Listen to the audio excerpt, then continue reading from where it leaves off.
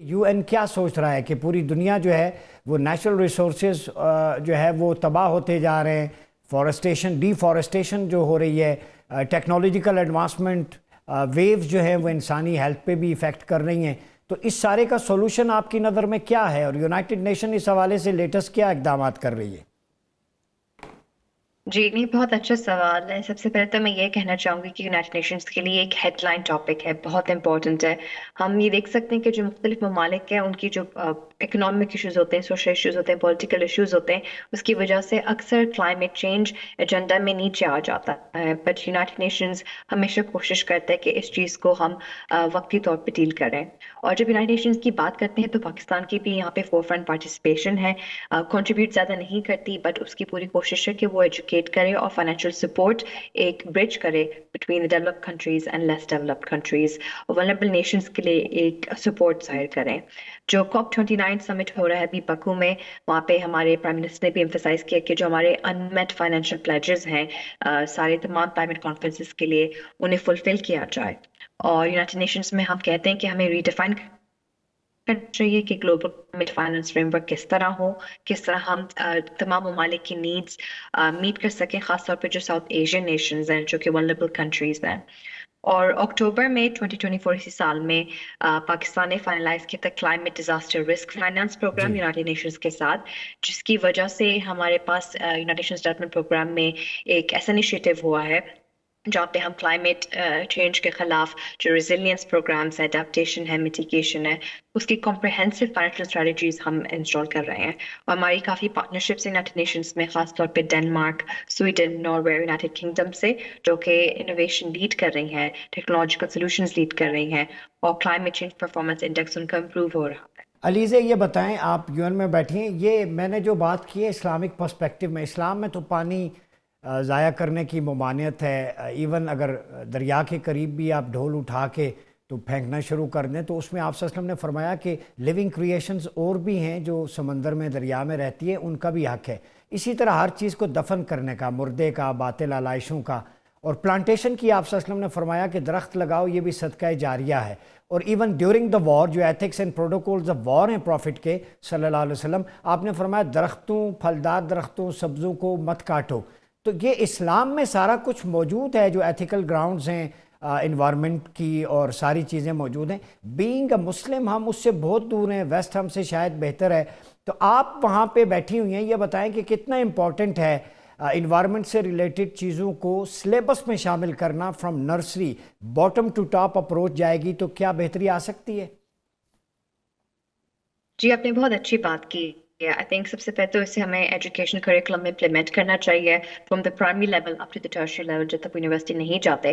اور جب یہ کورس میں شامل ہوں گی تو ایک basic understanding, foundational understanding develop ہوگی، بچے اپنے آپس میں بات کریں گے، اسٹوڈنٹس بات کریں گے، کمپٹیشن ہوں گے، ایگزامز ہوں گے، فیملیز میں بات ہوگی، تو یہ بھی ایک کریٹیکل ایلیمنٹ میتھ اور سائنس کے ساتھ ساتھ چلتا جائے گا۔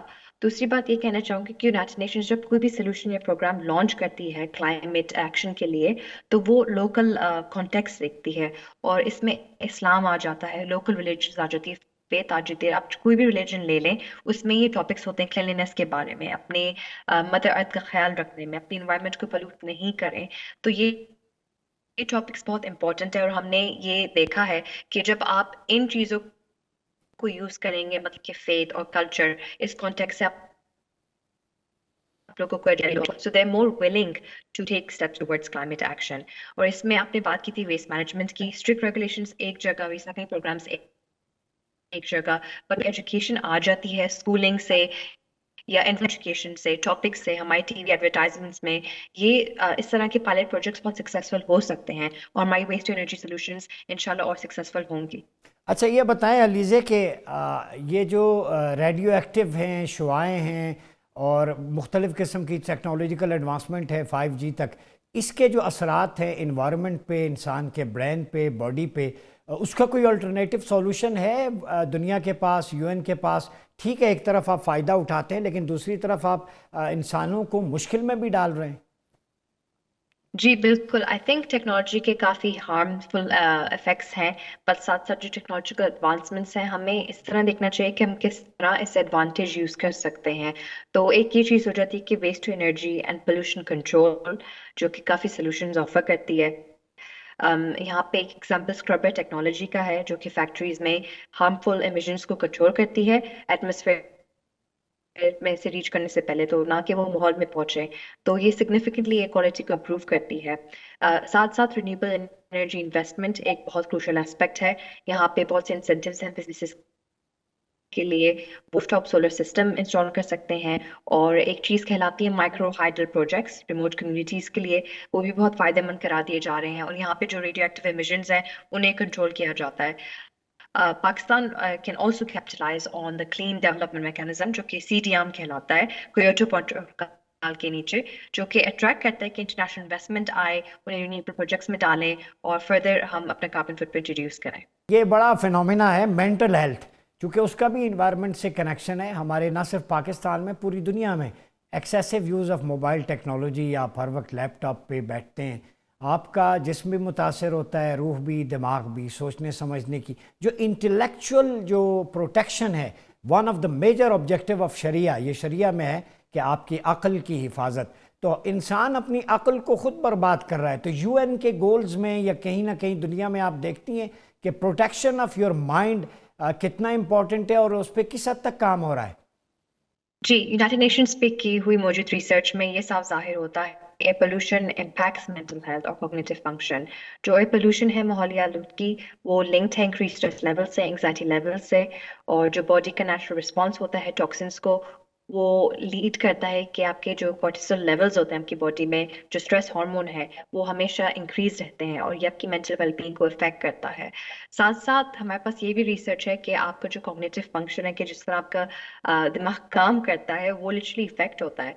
जो हमारी स्टडीज हैं उसमें ये साफ जाहिर है कि जो लॉन्ग टर्म एक्सपोजर है एयर पोल्यूशन को, that can lead to reduced brain activity and cognitive abilities।